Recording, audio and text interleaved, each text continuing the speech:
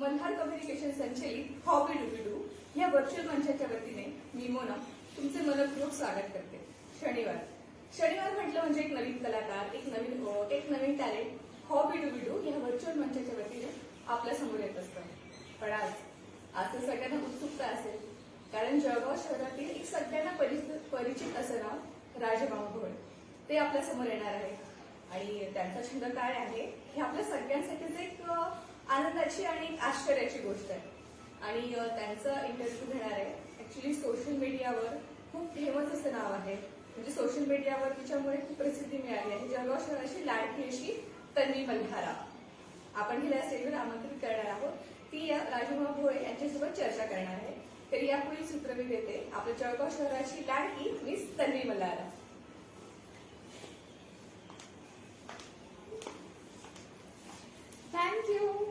Thank you so much. पहली बार ऐसे हो रहा है कि लाइव पर स्टेज हो रहा है और मोना भी ने इतना अच्छा इंट्रोडक्शन दिया. Thank you so much and I hope आप सभी लोग आ चुके हैं लाइव पर. आज का लाइव बहुत ही एक्साइटिंग है, बहुत ही इंफॉर्मेटिव है, बहुत ही एक्साइटिंग तो है, लेकिन पहली बार ऐसे कुछ मैं भी करी तो मेरी भी दिलों की धड़कन बढ़ चुकी है. तो आई एम श्योर कि जो भी आप देखोगे वो पहली बार ही ऐसा कुछ होगा. पहली बार ही किसी ने राजमामा को पूछा होगा कि उनकी हॉबीज क्या है. चलो हॉबीज के बारे में बात करेंगे. तो ऐसे सबके लाड़के, मैं तो लाड़की क्या ही हूँ, लेकिन सबके लाड़के जो सबके लिए काम करते आ रहे हैं, एक्सरसाइज करते आ रहे हैं, एकदम फिट रहते आ रहे हैं. जोरदार ताली के साथ प्लीज आप ताली बजाइए जो भी यहाँ बैठे हैं. Thank you so much sir, आप आए यहाँ पर. हमेशा कैसे मुस्कुराते हैं आप, इतना स्ट्रेस में भी कैसे आप मुस्कुराते हैं. लेकिन यहाँ पर लिखा मिस्टर सुरेश दामू भोळे. आप सब लोगों को क्या लगता है इनका नाम क्या है? सुरेश भोळे है कि राजू मामा भोळे? राजू. तो मेरा आपसे सबसे पहला सवाल ये है कि मैंने भाव सुना है, जळगाव में सब एक दूसरे को भाव ही बोलते हैं. जैसे भवलाल जी को हम भाव बोलते थे, मेरे पापा को कुछ लोग भाव बोलते हैं, पर आप मामा कैसे बन गए? ये बहुत ही मेरा दुविधा में है. पहिले तो आपका धन्यवाद. आणि एकच मिनिट, सरांनी मला सांगितलं होतं की तू मराठीमध्ये प्रश्न विचारशील, तर मी प्रयत्न भरपूर करणार आहे. मी प्रयत्न करेन, पण माझी मराठी होती सॅड आहे. तर सर आता मी खरं आपलं धन्यवाद देतो की आपण मल्हारा नियोजितच्या माध्यमातून आपण हॉबी डू या कार्यक्रमाला आम्हाला बोलवलं. त्याबद्दल मी आपलं मनपूर्वक अभिनंदन करतो, धन्यवाद देतो. खरं मल्हारा नाव आलं की आमचे मित्र आनंद भाई असतील, सोशल वर्किंग म्हणून जळगाव शहरात एक चांगलं नाव आहे. आणि त्याच्याबरोबर आपण तन्मय असेल, योगामध्ये असेल, तन्मयजी असेल, मोनाजी असेल, आपण एक फॅमिली म्हणून या समाजासाठी आपण काहीतरी केलं पाहिजे ही आपली सतत धडपड असते. खरं मी या गोष्टीचा नक्की शेअर करेल की आम्ही एखाद्या ठिकाणी राहतो आणि त्या राहण्याला आम्ही त्या गोष्टीचा आनंद घेतो, पण त्या गोष्टीचे आम्ही रखवालदार आहोत. हे आमच्या आनंदभाईने दावलं. ज्या वेळेला मेरून तलाव लीक होत होता त्यावेळेला फोन करून आमच्यासारख्या लोकप्रतिनिधींना की हे पाणी वाद हे कसं बंद करता येईल हिची जाणीव मला वाटतं त्यावेळेला करून दिली. म्हणजे शेवट जिथे मी राहतो तिथं काहीतरी देणं लागतं हे सुद्धा मेरून तलाव जो राहताना आम्हाला आनंदभाईने जाणीव करून दिली. मग तिथला योगाचा सकाळी त्यांचा मॉर्निंगचा ग्रुप असेल त्याच्यासाठी काय केलं पाहिजे आपण, एवढं नाही तर जळगावच्या काही लोकांना एनजीओना बरोबर घेऊन जळगावसाठी एक चांगलं प्लॅटफॉर्म, व्यापाऱ्यांसाठी व्यावसायिकसाठी एक चांगलं, मला वाटतं साखर फाक्टरी एक चांगलं प्रोजेक्ट त्याच्यात ते करतात. त्याच्याबद्दलही मल्हारा परिवार खरं जळगाव शहराच्या मध्ये एक असं नाव आहे की एक समाजाचं देणं लागतं, त्याच्यासाठी सतत प्रयत्न करतात.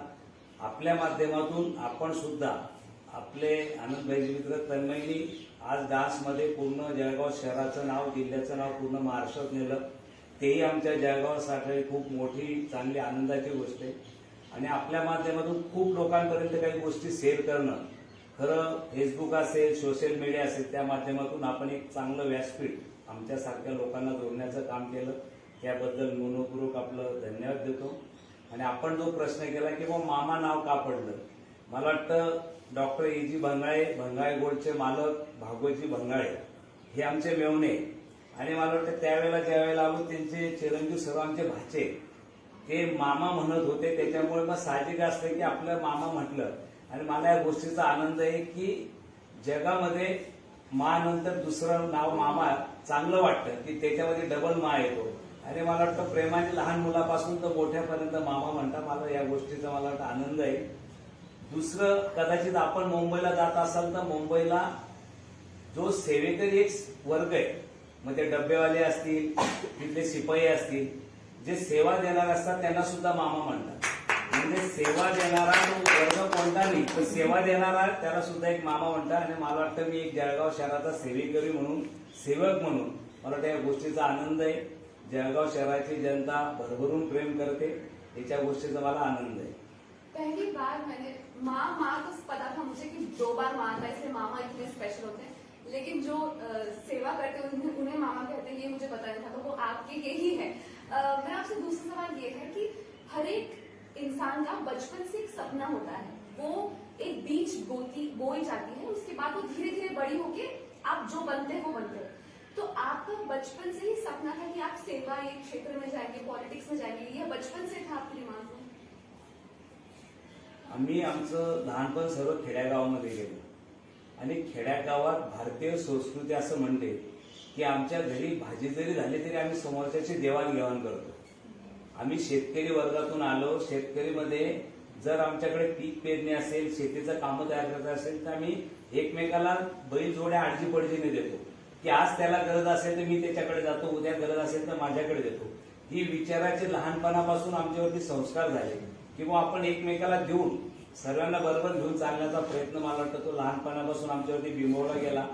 आणि बिंबवत असताना मला वाटतं आई वडिलांचे संस्कार, ज्या समाजात वावरतो त्या समाजाचे संस्कार, मला वाटतं नक्कीच मदत करण्याची भूमिका ही आम्हाला पुढे घेऊन गेली. याच्यामध्ये RSS मध्ये मी 8वी 9वी मध्ये असताना आमच्या गावाला उत्तमराव नाना मंत्री असताना यायचे, त्यावेळेला आम्ही शाखेमध्ये जायचो.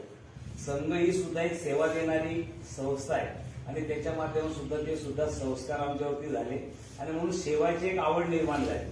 मी राजकारणात नसताना सुद्धा रक्तदान असेल, कोणाला एखादा देवीचा भंडारा असेल, गणपतीचा भंडारा असेल, त्याला जी मदत करता आली ती मदत करणं, दवाखान्याला काही मदत असेल ती करणं, मला वाटतं राजकारणाच्या पलीकडे जाऊन राजकारणात नसल्यापासून आम्ही ते करतोय. त्या गोष्टीच्यामुळे पहिली प्रायोरिटी आमच्या डोक्यात येते की 80% समाजकारण आणि 20% राजकारण हे ठेवूनच आम्ही समाजात काम करतो आणि मला वाटतं ती समाजसेवा आम्हाला पुढे उपयोगात पडेल.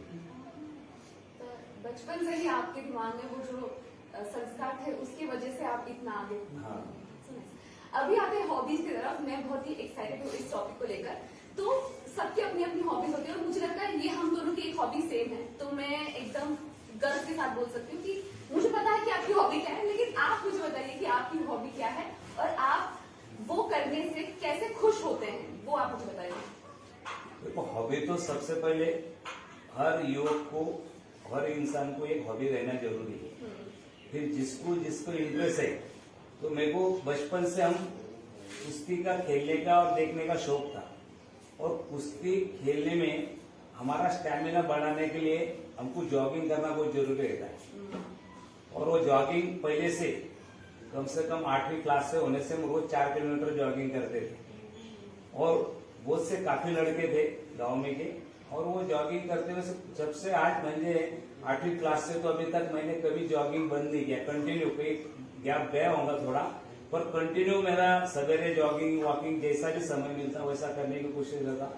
और मेरी एक ऐसी सोच है कि सवेरे जब हम जॉगिंग को वॉकिंग को जब जाते हैं ना, सवेरे बहुत अच्छे विचारे के लोग मिलते हैं।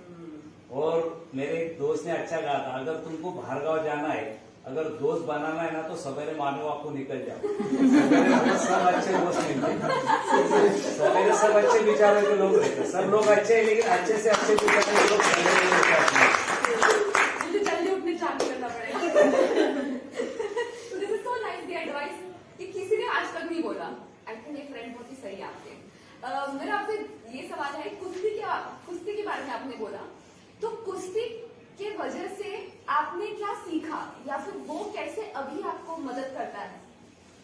कुश्ती एक बहुत हेवी गेम है जो ग्रामीण गांव में खेला जाता है, लेकिन बहुत बार गवर्नमेंट ने उनको प्रायोरिटी नहीं देने की वजह से बहुत पीछे गया गेम। लेकिन सबसे ज्यादा रिस्की गेम है, मुझे दूसरे गेम में देखने जाए तो उतना रिस्क नहीं जितना कुश्ती में। उसमें हाथ पैर टूट सकते हैं और ताकत लग सकती है और हेवी जैसा डाइट बोले जाता है ना, दूसरे स्पोर्ट में इतना डाइट नहीं जितना डाइट कुश्ती में हेवी। म्हणजे सवेरे बादाम खाना, दूध भी भैंस का दूध पीना, तो हेवी डाइट के होने की वजह से उतना व्यायाम बहुत करना पड़ता है उसके लिए। तो रेती में यानी मट्टी में बोलो, रेती में बोलो, प्रैक्टिस करना पड़ती। तो प्रैक्टिस में हम दो दोस्त मिलके प्रैक्टिस करते हो। तो प्रैक्टिस में ऐसा बचपन से कहा जाता कि हमारे से बड़े आदमी से प्रैक्टिस करना है। म्हणजे मेरे से डबल, मेरी अगर 50 साल म्हणजे 50 वेट है तो मैं 70 वेट वाले से प्रैक्टिस करूंगा, क्योंकि वो हमको सिखाता कि भाई सामने वाले को कैसा चलना है, उसके आगे चल के जाना है। तो कुश्ती के टाइम को खेलने वाला अपने से बड़ा ही रहता है, तो इसलिए वो प्रैक्टिस हमें काम आती है और वही प्रॅक्टिस हमें राजनीति में भी यूज आई। राजकारणात वोट सपोरी बघायचं नाही, खेळायचं ना, जे आहे ते हार होईल का जीत होईल, पण खेळायचं म्हणून खेळायचं। आणि म्हणून मी राजकारणात आतापर्यंत मला अपयश कुठे झालं नाही। स्पोर्टली लोक राजनीती डोक्यात नाही ठेवायची। मी एक सेवेकरी म्हणून गेम आपण जसा खेळतो तसा गेम म्हणून मला वाटतं राजकारण खेळतो, की फक्त निवडणुकीपुरतं राजकारण डोक्यात ठेवायचं। निवडणूक संपली का राजकारण संपलं, दुसऱ्या दिवसापासून आपल्या कामाला लागायचं। जो आपल्याकडे आला तो कोणत्या समाजा, कोणत्या पक्षाचा न पाहता त्याचं काम करणं, मला वाटतं हे स्पोर्ट लुक जे आहे हेच आपल्याला पुढे नेत आहे, ते आम्हाला वाटतं राजकारणात उपयोगी पडलं। वाओ, क्या बोल रहे हैं। तो स्पोर्ट्समैनशिप की वजह से आपने वो हार जीत का कभी सोचा ही नहीं, आपने बस खेला है। तो खेल में सब कुछ होते क्या? खेल में मैं बताता था, अभी मैं बता रहा हूँ कि 8 से 13-15 साल की उम्र से 2 चीजें मेरे को अच्छी याद से आई कि कोई भी गेम स्पोर्ट में रहने के बाद में अपन कोई भी वैसे या से दूर रहते अपन चीज, क्योंकि हम सोचते कि मैं इतनी प्रैक्टिस करता, इतना व्यायाम करता और गलत चीज के पास क्यों जाऊं, फिर सिगरेट, गुटखा, लिकर होगा, कोई भी चीजें से मेरा तो भी अनुभव है कि जो कोई भी स्पोर्ट में खेलता है 99% लोग उससे दूर रहते। और ये अच्छा है, युवकों ने भी लेना चाहिए कि हमेशा कोई ना कोई गेम खेलने की वजह से गलत चीजें से अपन दूर रह सकते, क्योंकि वो सोचता है मैं 1 घंटा प्रैक्टिस करता, मैं इतना पसीना निकालता और पसीना निकालने के बाद में मैं गलत क्यों, स्मोकिंग क्यों करूं, गुटखा क्यों खाऊं, तो ये चीज के लिए उसको इफेक्ट होता है। तो ये चीज के लिए युवकों के लिए बहुत अच्छा मैसेज है। मेरा खुद का अनुभव है कि हम ये गलत चीजें से दूर रहते हैं, इसलिए वो करना बहुत जरूरी है वो चीज के लिए। और स्वभाव नेचुरल ऐसा होता है कि हम जब कोई गेम में, स्पोर्ट में खेलते तो हमें चीज के बचपन से आदत हो जाती है कि हम हारने वाले, जीतने वाले। तो जब हम बड़े हमारे व्यवसाय में जाएंगे या कोई हमारे परिवार में दुख आएगा तो टाइम को हम सोचते नहीं है कि भाई हमें बुरा वक्त आया। तो ये हमें हार जीत, ये हमारे बचपन से जो आदत पड़ी है ना, वो हमें उम्र के बड़े होने के बाद में भी हमें कहीं ना कहीं अच्छा सिखाती है की जीवनामध्ये यश अपयश येत असतं। कधी धंदा तेजी जाईल, कधी मंदी जाईल, कधी इलेक्शन मध्ये हार होईल, कधी जीत होईल। आणि मला वाटतं ह्या माध्यमातून ते आम्हाला भविष्यात उपयोगी पडू शकतं। म्हणून स्पोर्टमध्ये सगळ्यांनी जर एक कोणता तरी हॉबी जर ठेवली तर मला वाटतं आपल्या आयुष्यासाठी उपयोगी पडू शकते। मेरा आपसे अगला सवाल ये है कि जब भी मैंने आपको देखा है या आपसे मैं मिली हूँ तो मुझे एनर्जी आ गई, मैं कुछ ना कुछ सीख के ही गई हूँ। तो आपका ऐसा एक आप में है वो कुछ, जैसे जब भी मैं आपका भाषण भी सुनती हूँ, जब भी जाती हूँ, तो आपके हर भाषण में एक पंच होता है। ऐसे नहीं होता कि वो रटा रटाया ही होता है, मतलब वही कॉपी पेस्ट होता है, हर स्पीच में एक पंच होता है।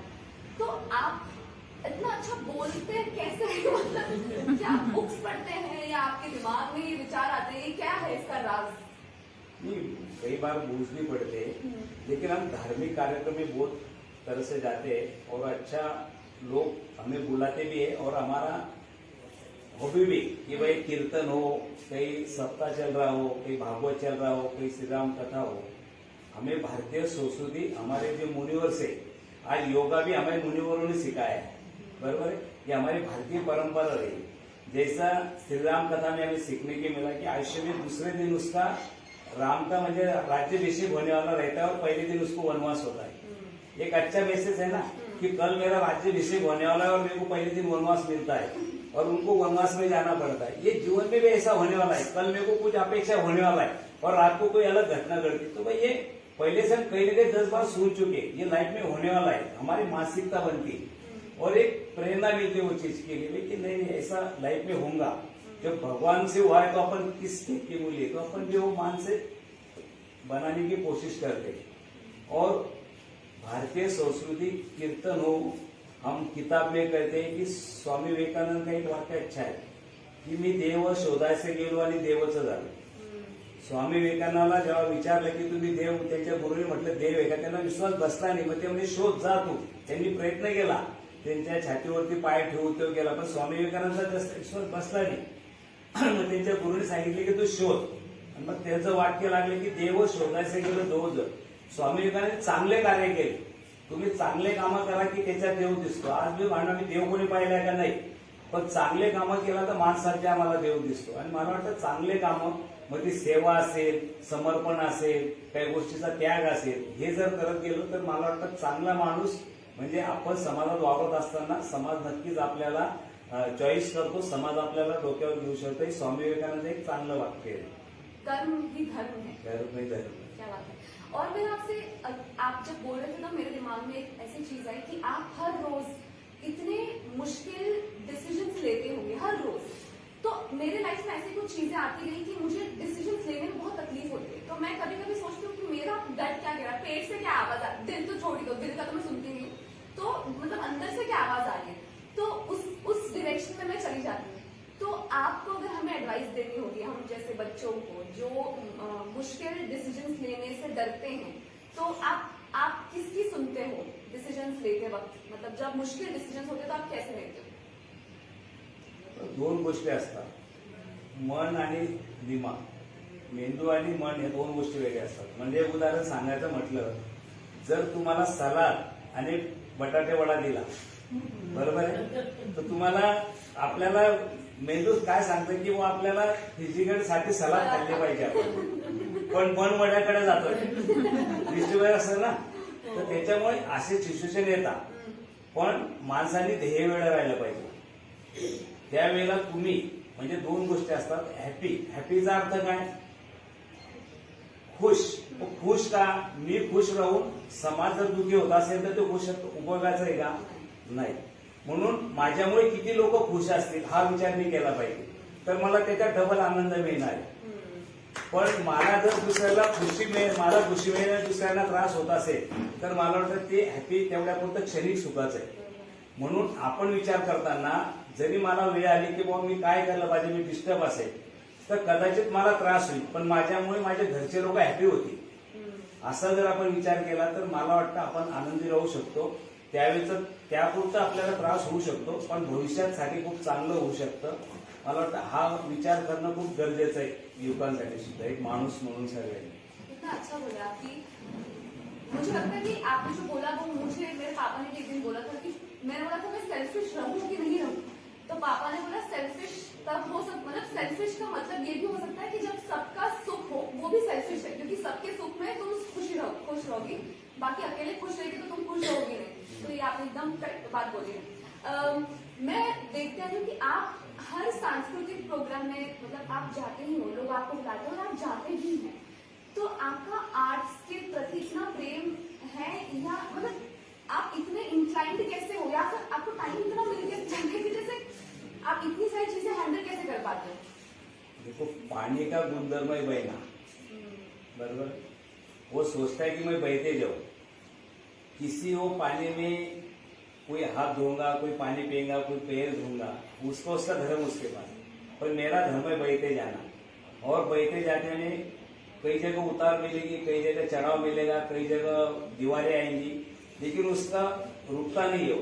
और इस हिसाब से जीवन में भी ऐसा है कि जितने लोग बुलाते हैं अपने को, उनका प्रेम है, उनकी भावनाएं है, कुछ जुड़े है, कुछ हमको सीखने को मिलता है लोगों से, ये भी बहुत जरूरी है। क्योंकि आज हमें स्वामी विवेकानंदांच्या पुस्तकात असं म्हटलेलं आहे की आयुष्य एक शाळा आहे, तुम्ही तुम्हाला शेवटचा क्षण येत नाही माणसाने शिकत राहिलं पाहिजे, मग तुम्ही जिथे जा तिथे काहीतरी शिकलं पाहिजे। आणि ह्या माध्यमातून मला वाटतं जिथे काही आम्ही जातो लोक बोलवतात तिथे नक्कीच आम्हाला काही ना काही शिकायला मिळतं. लोक प्रेम देतात आणि लोकांचं प्रेम आम्हाला प्रेरणा देतं आणि ती प्रेरणा आम्हाला पुढे नेण्यास काम पडते किंवा लोकांचं प्रेम आम्हाला उत्साह देते. एखाद्या व्यक्तीला पुरस्कार मिळणं, पुरस्कार देणं म्हणजे काय मोमेंटो का नाही, त्याचा सन्मान करणं, त्यांनी जे चांगलं काम केलं त्याची पावती देणं आणि त्याला प्रेरणा देणं किंवा तू खूप चांगलं काम केलं, समाजाने तुझी नोंद घेतलेली, आता तुझी जबाबदारी वाढलेली, तुला उद्यापासून डबल काम करावं लागणार, ही समाजाची अपेक्षा पण तेवढं आहे. म्हणून मला वाटतं जनतेचं प्रेम ते देतं, ते आपल्याला एक कामामध्ये एक प्रोत्साहन देतं, आशीर्वाद देतं. मला ते आपल्या भविष्यासाठी खूप उपयोगाचे असतं. मेरा आपसे आखिरी कुछ सवाल है, हम कितने लोगों के रोल मॉडल राजकुमार, पर आपके रोल मॉडल कौन है? आप किसे जाकर आप बोलकर इसके ऐसा होना चाहिए 10 साल बाद या 20 साल बाद, आपके रोल मॉडल कौन है? नहीं, ऐसा नहीं, हमें आज के रोल मॉडल मोदी साहब का रोल देखते हैं और देखने के बाद में असं म्हटलं जातं की राष्ट्रीय पुरुषांचे नावं देणं, त्यांचे पुण्यतिथ्या करणं खूप सोपं आहे, पण त्यांच्या मार्गावरती चालणं खूप कठीण असतं. मग एखादा रोल मार्ग जर ठेवायचा असेल कोणाला, जसं एखादा बॅड अँबेटर आम्ही पाहतो, तर त्याच्यात चांगले सुप्त गुण काय, ते गुण आम्ही आमच्यात आणू शकतो का? एखाद्या व्यक्तीला पसंत करणं आणि त्याच्यात त्यांनी जे चांगलं केलं ते आम्ही करू शकतो का, ते सुद्धा केलं पाहिजे. जसं मोदी साहेबांनी पंतप्रधान झाल्यानंतर सर्वात सेवा काय, गरिबाला घर देणं, आयुष्यमान भारत कार्ड आणणं, उज्ज्वल गॅस देणं, हे सेवा आहे. आणि पंतप्रधान म्हणून सुद्धा मी एक सेवक आहे जनतेचा, हा एक मेसेज दिला. मग ते मेसेजची आम्ही अंमलबजावणी करतो का फक्त भाषण ऐकून चालतं का फक्त बघून चालेल, असं होणार नाही. मला वाटतं ज्याला आम्ही आवडतो, ज्याला आम्ही चॉईस करतो, त्याच्या मार्गावरती चालणं सुद्धा मला वाटतं खरी जी प्रेरणा असते तिथे चालणं, तर ते माणसाचं आहे ना. आजच्या तारखेला मोदी साहेब आमच्यासाठी तर आयडियल आहेत किंवा त्यांच्या मार्गावरती आपल्या चालण्यासाठी एक चांगला संदेश आहे. तसे खूप संतपणे विचार खूप लोकांचे, छत्रपती शिवाजी महाराजांचे विचार चांगले आहेत, स्वामी विवेकानंदांचे विचार आहेत, जिजाऊ माताचे विचार आहेत. राष्ट्रीय पुरुषांच्या विचारावरती खरं आपला संस्कृती टिकून आहे आणि मला वाटतं त्याच्यामधून थोडं थोडं का होईना 1%, पाव टक्का जरी आपण रोज काही वाचलं, विचार केला किंवा त्यांच्या प्रतिमा जरी दिसल्या तरी ते आपल्या व्हिजन मध्ये आणलं तरी मला वाटतं तो आपल्याला एक प्रेरणा होऊ शकतो. क्या बात है. अभी मेरा आपसे आखिरी सवाल ये है कि उसके बाद हम गेम खेलेंगे, वेरी एक्साइटिंग. हाँ, वो भी करेंगे ऑफ कोर्स. गेम से पहले शपथ लेनी उन्हें कि वो बिल्कुल झूठ नहीं बोलेंगे. मेरा आपसे ये सवाल है कि हम जैसा अभी जो यंग लोग हैं जिन्हें लीडर बनना है, जैसे मुझे बचपन से ऐसे है कि मुझे लीडर बनना है या मुझे ऐसे कुछ लोगों को इन्फ्लुएंस करना है या कुछ ऐसे बच्चे जिन्हें पॉलिटिक्स में आना है, तो आप नौजवानों को कौन सी ऐसी एडवाइस दोगे या कौन सी उन्हें ऐसे बोलना चाहोगे कि ये गुण आपको लगेंगे बनने के लिए, लीडर या पॉलिटिक्स में आने के लिए? जो मेरे लिए लीडर, लोगों के लिए पॉलिटिक्स होगा. तो राजकारणात जर यायचं असेल तर सगळ्यात पहिले आपली मानसिकता वाढवते की राजकारण म्हणजे याची व्याख्या काय. कारण ज्या रस्त्याला आपल्याला जायचंय तो रस्ता कुठे जातो, तो कशा पद्धतीने, हे आपल्याला समजून घेणं गरजेचं असतं. आणि मला वाटतं राजकारण एक असं आहे की तुमच्या मनाच्या विरुद्ध घडत असतं, त्याच्यावरती मात करून काम करणं म्हणजे राजकारण. कारण एखाद्या गोष्टीमध्ये जर तुमच्या मनासारखं जर घडलं किंवा तुम्ही घडवण्याचा प्रयत्न केला तो बिझनेस, बरोबर आहे. बिझनेसमध्ये आम्ही आमच्या मनासारखं करतो, स्टॉक भरला, रेट काढला, इतका मार्जिन ठेवायचा आहे. राजकारणात तसं होत नाही. राजकारणात मी काही विचार करतो झोपताना, सकाळी काही वेगळंच होतं. मी एखाद्या कुठेतरी आरतीला जात असतो, रस्त्यात ऍक्सिडेंट झाला तर मला तिथे प्रायोरिटी द्यावं लागते की मला तिथे अगोदर जावं लागेल. म्हणजे आम्ही विचार करतो. आणि राजकारणात प्रत्येक माणसाला, म्हणजे मला दिवसातून 50 लोक जर भेटत असतील, मी सकाळी 49 लोकांना भेटलो आणि 50वा माणूस जरी आला तरी मला त्या पहिल्या माणसासारखंच त्याच्याशी बोलायचंय. कारण मला जे भेटून गेले ते 49 लोक हे मला माहिती, पण तो येणारा 50वा माणूस मला मी तर पहिल्यांदाच जातोय काम घेऊन. मी माझं काम घेऊन मी पहिल्यांदाच गेलो त्यांच्याकडे, मी पहिल्यांदाच. आणि त्याच्यामुळे त्याच्या अपेक्षा आहे की बाबा मी त्यांच्याकडे जातो, त्यांनी माझं ऐकून घेतलं पाहिजे, माझ्या कामाचा प्रयत्न केला. म्हणून मला ज्या पहिल्या माणसाला भेटतो तसं 50व्या माणसं सुद्धा तसंच भेटावं लागणार आहे, तसंच त्याच्याशी बोलावं लागणार. आता याच्यात उलट डॉक्टरांचं घ्या, डॉक्टरांचं ओपीडी संपली का बंद करू शकता, उद्या या किंवा बंद उघडणारे डॉक्टर बाहेर गेले. आम्ही राजकारणात तसं म्हणून चालत नाही. राजकारणात तुम्ही 9 कामं केली, एक काम जरी नाही केलं तर 9 कामावरती पाणी फिरून असतं. म्हणून मला वाटतं सर्व गोष्टीचं तुम्ही काम होईल असं म्हणणार नाही, पण त्याला हॅपी, त्याला समाधानकारक तरी उत्तर मिळालं पाहिजे. आलं बाबा, बसवलं, ऐकून घेतलं, फोन लावण्याचा प्रयत्न केला, हे जरी त्याला वाटलं की बाबा माझ्यासाठी प्रयत्न केला, तर हे राजकारण खूप गरजेचं आहे. काही वेळेला बरंच होतं की आम्ही काही लोकांशी बरोबर बोलत नाही, तर मला वाटतं तो जाऊन निगेटिव्ह थिंकिंगला जातो किंवा मी गेलो बरोबर बोलले निवायाशी, कदाचित मला अडचण असू शकते, पण त्याचा भाऊ खूप होतो त्या गोष्टीचा आणि भांडवल होतं. म्हणून मला वाटतं राजकारणात या गोष्टी युवकांनी समजून घेतलं पाहिजे की राजकारण चांगलं काम करण्यासाठी खूप चांगला प्लॅटफॉर्म. चांगलं काम करण्यासाठी जर तुमच्या डोक्यामध्ये सेवा, त्याग आणि समर्पण, बरोबर आहे, आणि समर्पण या 3 गोष्टी जर तुमच्या मनामध्ये बिंबवल्या गेल्या असतील तर तुम्ही राजकारणामध्ये यशस्वी होऊ शकता. पण या 3 गोष्टीच्या विरुद्ध तुमचा स्वार्थ असेल, तुमचा स्वभाव गरम असेल, तर मला वाटतं तुम्ही राजकारणामध्ये यशस्वी होऊ शकत नाही. आम्ही राजकारणात मी सतत कार्यकर्त्याला सांगतो की मी माझी तरी पॉलिसी, जर कोणी आमच्यावरती आरोप करतो त्यावेळेला आनंद आहे, मी म्हणतो कोणी विटा दगड मारलं ना परत नाही मारायचे, त्याच्यावरती आपलं घर आपण बांधायचं. कारण परत मारण्यामध्ये आपण एनर्जी आपली वाया जाते, त्यापेक्षा नाही आम्ही आमचं घर बांधून टाकू त्याच्यावर. तर मला असं काही गोष्टी आपल्याला रिझल्ट घेऊन जर आपण करण्याचा प्रयत्न केला तर मला वाटतं आपण यशस्वी होऊ शकतो आपल्या राजकारणात. अगर मैं 10% इंटेलिजेंट होगी तो भी मैं 20% होगी. I am very happy. मुझे लगता है एक हफ्ते में एक बार आपसे मिलना ही चाहिए. तो इसी के साथ हमारा ये जो डिस्कशन था वो समाप्त होता है, लेकिन अभी हम गेम खेलेंगे. उसके लिए मुझे चाहिए कि आप एक शपथ लें. ऐसा आप हाथ आगे करें. हाँ, तुमने झूठ का बोला, लेकिन झूठ का भी अर्थ ऐसा है फायदा होता है नहीं, किसी के अगर गरीब का पेट भरता है झूठ बोलने से तो झूठ बोलना कोई गलत नहीं. मेरे जोक का भी आपने एकदम वो कर दिया. ये हम इस पे शपथ लेंगे हम.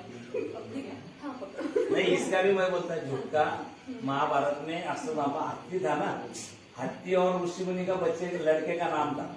वो आसुस तांबा को हटाने के लिए वो झूठ का सहारा लेना पड़ा, अधूरा झूठ बोले गए. असं हाथी आसुस तांबा गया भाई, इसलिए वो हाथी मरा था लेकिन बच्चों का नाम, वो जरूरी था. सही बात. कोई सच के लिए झूठ लेना नहीं पड़ता है उसके लिए कभी. कोई झूठ पूरा नहीं होता. सच. Everything is relative. आप शपथ लेंगे, उसके ऊपर रखिए हाथ. मैं मैं सच में मेरे पीछे बोल रहे हैं. अरे अभी देखा है, मुझे सच आंसू आ में जाएंगे अभी. मैं राजू मामा. राजू इधर होता है. इधर आप आगे. हाँ. शपथ त्याचा लेता चेहरा हूं. दिसतो. मामाचा चेहरा दिसतो. चेहरा नहीं दिखाता है. ऐसा ही बोलता हूं. हाँ.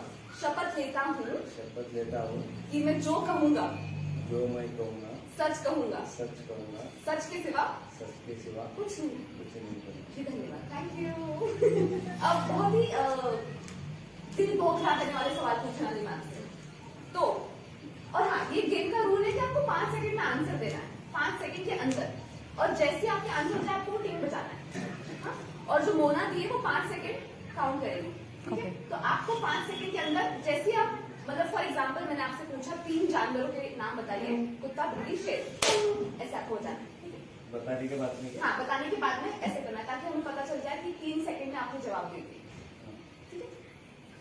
तो क्या हम रेडी हैं? यस. अच्छा, सबसे पहला सवाल. घर में लीडर कौन है, आप या आपकी वाइफ? वही 3 निकनेम्स जो आपको बचपन में नहीं, दोस्तों पर ने. अभी आपने बोला ना, इसका अर्थ भी मैंने एक लीडर क्यों बोला, इसका भी अर्थ समझना जरूरी है. बोलिए. हमारे भारतीय संस्कृती में स्त्री एक शनीची वरची पत्नी म्हटलेली, आयुष्यभरची माता आहे. तुकाराम महाराजच्या अमोघात म्हटलेलं आहे की स्त्री एक शरीरभरची पत्नी, आयुष्यभरची माता आहे. जी आपली आई करते ना, एक पत्नीचं नातं सोडलं तर जी आपली आई करते ना, ती आयुष्यभर आपली पत्नी करते. म्हणून तिला लीडरचा दर्जा घरामध्ये दिलेला आहे. तेवढा महत्व दिलेला. दूसरा सवाल. 3 निकनेम्स आपको अगर बचपन में दिए होंगे दोस्तों ने या मामा पापा ने, वो क्या है? आबा, हाँ बा. ओके. 3 गाने जो आपको बहुत पसंद है. पहिला हे मैं मनोज कुमार का गाना है, मैं इतराता हूँ, मैं भारत का रहवासी हूँ. वही गाना बहुत मेरे को पसंद है. भारत का गुण गाता वो बहुत पसंद है. अरे वाह. इसमें भी आपने भरपूर इन बता दो आप। बहुत सही। 3 पॉलिटिशियंस के नाम बताइए। गडकरी साहब, मोदी साहब और सुधीर मुंगेकर। 3 फिटनेस जो आपके जैसे हैं, फिटनेस एंथुसियास्ट, ऐसे इन व्यक्ति बताइए आपके जीवन में, आपके जैसे। सचिन तेंदुलकर, कपिल देव,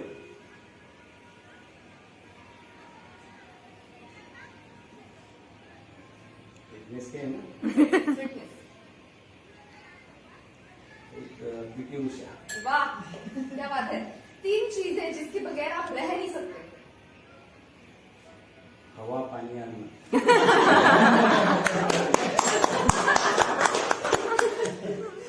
सब 3 टॉप फेवरेट फूड, मतलब जलगांव में 3 फूड खाना खाने आप कहाँ जाते हो एकदम, या फिर वो एकदम 3 फेवरेट जगह आपकी 3,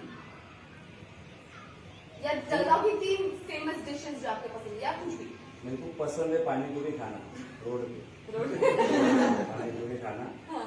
दूसरा सिल्वर पैलेस का खाना अच्छा लगता है, और एक कृष्णा भरित है जो हम भी इसके फैन हैं। अगर आपको एक सुपर पावर दी गई तो वो क्या होगी, मतलब आपको कौन सी सुपर पावर चाहिए होगी? कायदा व्यवस्था अच्छे करने की, जो हमें लगता है कि कई सालों से पेंटिंग काम है और हमें अगर संधि मिले तो हम कर सकते हैं क्या, वो पावरफुल रहेगा कि जलगांव शहर बोलो या हम देश के लिए बोलो, जो भी कुछ अच्छा है वो हम कर सकेंगे। वो पावर से वो ऐसा लगता है कि मिलनी चाहिए। क्या बात है, वाओ। अगर आपको मैम ने, आपकी धर्मपत्नी ने 5 दिन छुट्टी दे दी और बोला आपको जो करना है करो, तो आप क्या करोगे? मैं कोई प्रोजेक्ट ढूंढूंगा कि जो कोई ऐसा या तीर्थ क्षेत्र जैसा पंढरपुर है, या कोई तिरुपति बालाजी है, या कोई निसर्ग वातावरण है कि जहाँ मैं कुछ निसर्ग के लिए कुछ काम कर सकूंगा 5 दिन, कि मैं कोई गया कोई पेड़ लगाना है, ऐसा कुछ करना है तो जरूर करूंगा। क्या बात है। आंसर में भी ऐसे ही आ रहे हैं, ऐसा नहीं बोला कि मैं जाऊंगा हॉलीडे मनाऊंगा, पार्टी करूंगा, नहीं। नेक्स्ट सवाल मेरा ये है कि बहुत ही अच्छा सवाल है। अगर आपको चुनना पड़े कुर्सी और बीवी में, तो आप क्या चूज करोगे? मैं बीवी चुनूंगा, पर विचारधारा 2 है इसमें। कुर्सी छोड़ने की जब समय है कि तुम्हें चॉइस दिया छोड़ना है, एक को चुनना है ऐसा। क्योंकि मैं मेरा अनुभव बताता हूँ कि मेरे बीवी बच्चे बहुत से बार नाराज होते हैं मेरे से कि भाई ये राजनीति में अपना समय नहीं दे पाते, बिजनेस बोलो फैमिली बोलो। फिर मैं बोलता हूँ सही है, इनका भी कहना सही है। रात को सोचता हूँ चलो कल से कुछ करेंगे, लेकिन सवेरे हम जो उठते हैं तो 10-20 लोगों का काम करते तो फिर हम सोचते हैं कि 20 लोगों का काम करना है, सिर्फ बीबी का सुनना। वो हमारा 20 लोगों का तरफ जाता है कि सोशल वर्किंग इम्पोर्टेंट है, बीबी को तो कभी बना लेंगे लेकिन ये काम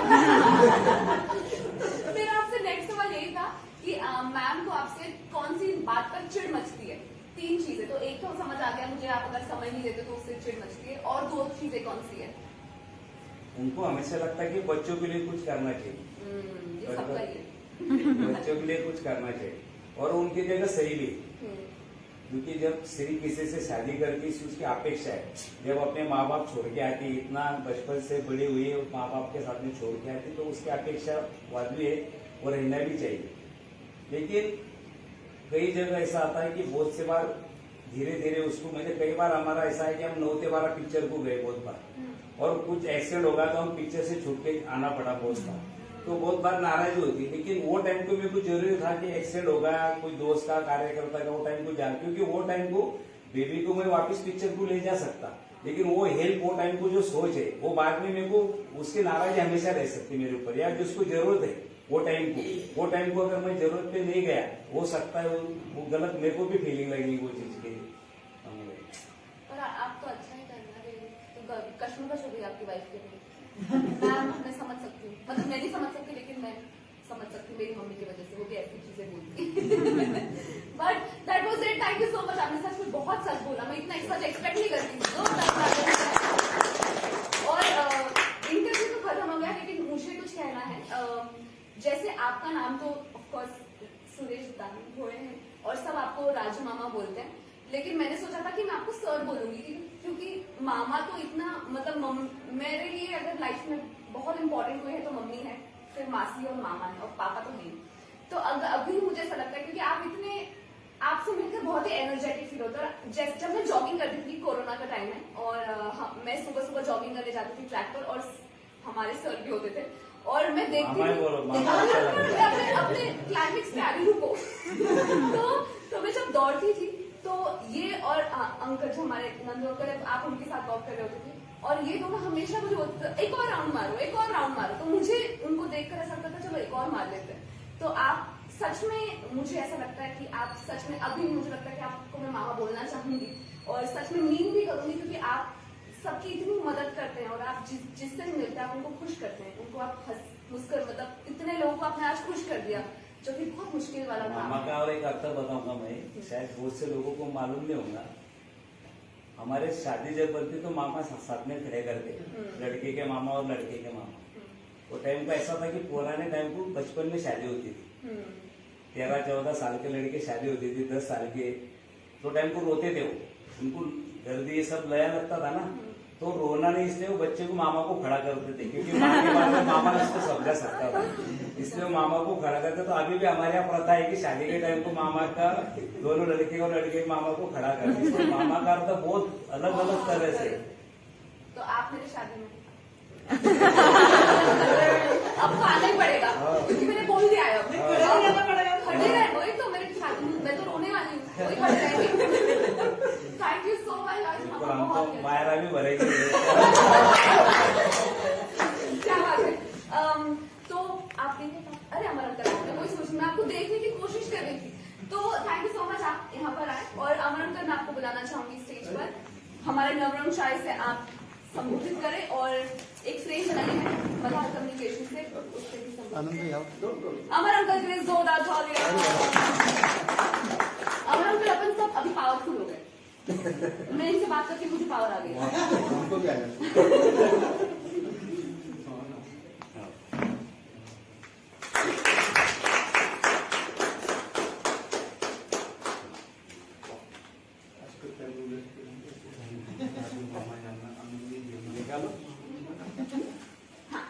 अरे इनको भाई मिल गया। पापा को, हाँ मम्मी को भाई मिल गया।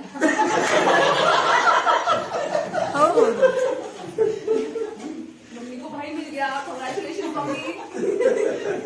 इसी के साथ हमारा ये आज का लाइव ही समाप्त होता है। इसी तरह बने रहिए, हॉबी टू को सपोर्ट करते रहिए और अगर आपके संपर्क में कोई भी आर्टिस्ट है तो उसे प्लीज हमारे तक पहुंचाइए। We would be so honoured to get them on this platform. Thank you so much for supporting us always. ये आदमी मम्मी के हैं, जब कचरा लाया तो बहुत से बार मेरे को फोन करके बोला था कि मम्मी को आज भी बुला नहीं, मैं 7 साल हो गए, 5 साल हो गए उसने, तो भी बोला था उन्होंने।